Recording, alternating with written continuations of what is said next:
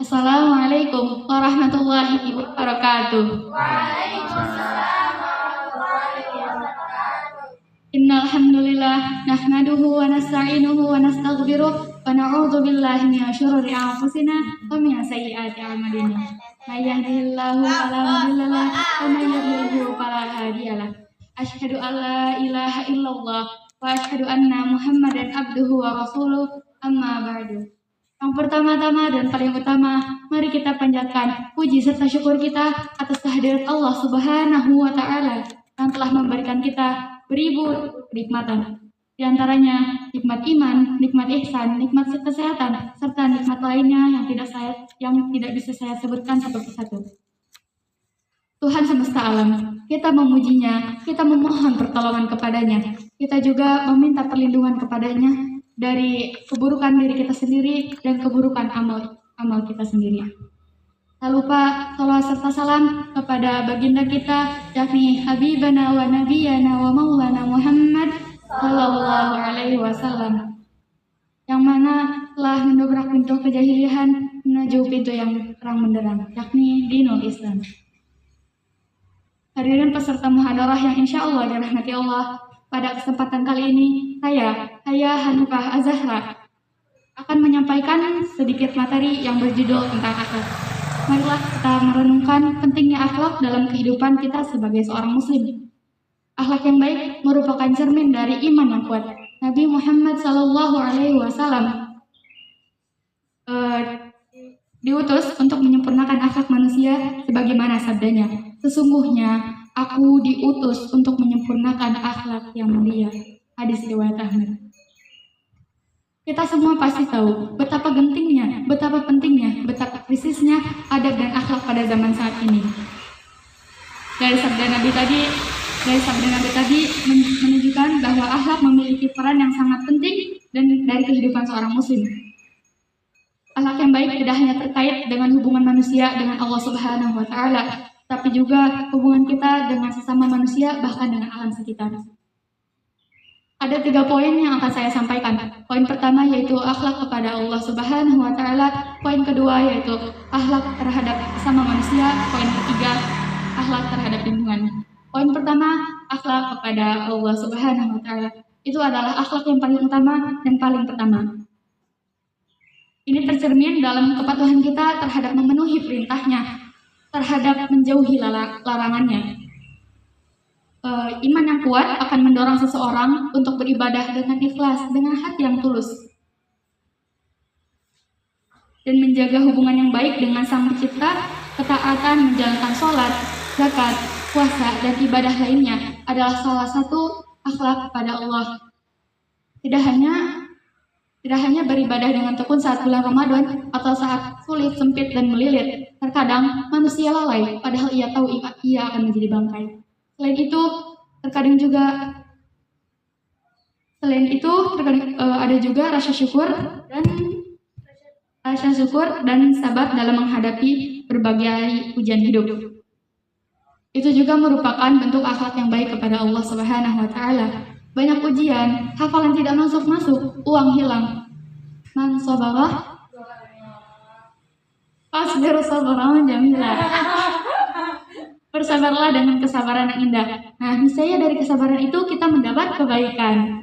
Nah, masuk ke poin kedua yaitu akhlak terhadap sesama manusia. Seorang muslim yang baik akan selalu berusaha menjaga hubungan yang baik dengan sesama. Rasulullah SAW telah memberikan teladan yang baik untuk kita untuk bagaimana berinteraksi dengan sesamanya. Rasulullah SAW bersabda, sebaik-baik dari kalian sebaik-baik dari kalian adalah yang paling baik akhlaknya. Hadis riwayat Bukhari dan Muslim. Ada beberapa contoh akhlak pada sesama manusia adalah yang pertama, jujur. Rasulullah SAW dikenal sebagai orang yang paling jujur. Bahkan sebelum beliau diutus menjadi Rasul, kejujuran merupakan landasan dari keharmonisan dalam membangun sebuah hubungan di dunia sosial. Jangan sampai karena ketidakjujuran seseorang, hal yang sepele menjadi besar. Jika kita jujur, itu adalah sebuah kebaikan. Kebaikan adalah apa-apa yang menenangkan. Al-birru minal khuluqi wal ismu mahaka binafsika wa karita an yaqali'a alaihin nas. Sesungguhnya kebajikan itu adalah apa-apa yang membuat hatimu tenang, sedangkan dosa adalah yang membuat kegelisahan di jiwa dan engkau tidak senang jika orang lain mengetahuinya. Dan yang ada contoh kedua adalah sabar. Sabar dalam berinteraksi dengan orang lain. Kesabaran sangat diperlukan ketika kita berhadapan dengan orang yang berbuat salah kepada kita, atau kita sabar saat ada perbedaan pendapat.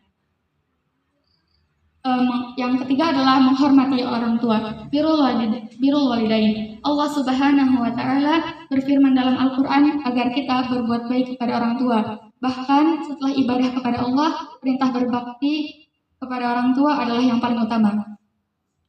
Akhlak terhadap lingkungan. Seseorang muslim yang berakhlak baik tidak hanya menjaga hubungan dengan Allah dan manusia, tapi juga dengan alam sekitar.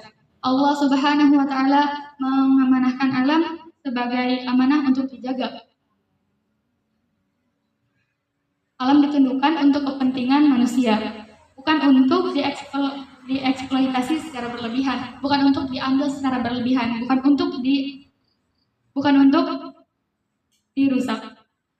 Rasulullah SAW memberikan teladan dengan menyuruh kita untuk membersihkan lingkungan, membuang sampah pada tempatnya, bukan pada temannya.